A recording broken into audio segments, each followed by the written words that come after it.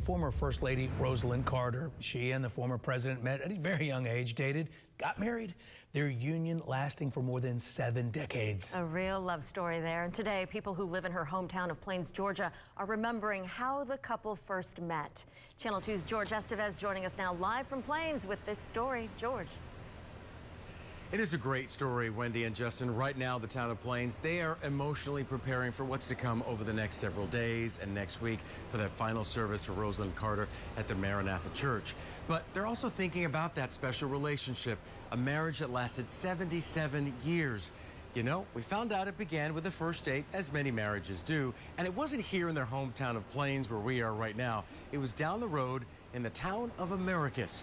Channel 2's Barrett Peterson continues our Team 2 coverage now, where he found out that first date started at the movies. Over its 102 years, the Rylander Theater in Americus has hosted many a first date, and the movie house is well known for what locals affectionately call the first date. It's beautiful.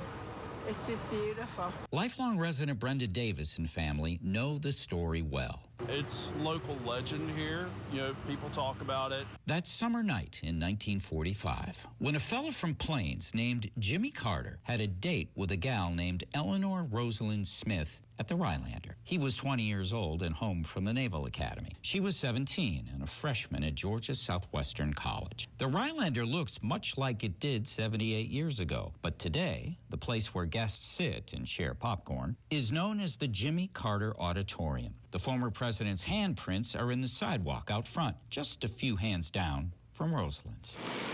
And so the story goes, when Jimmy got home that night from his date with Rosalynn, he told his mother, Miss Lillian Carter, "That's the girl I'm going to marry." A year later, he did.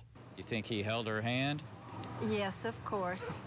They're not sure about the name of the film Jimmy and Rosalynn watched during that first date. Around the Rylander, they like to think it was a love story. Reporting in Americus, Barrett Peterson, Channel 2 Action News. Almost as good as their own love story. Everyone here concerned about Mr. Carter right now. No official word, but they tell me they're going to shower him with love. We're live in Plains, Georgia. George Estevez, Channel 2 Action.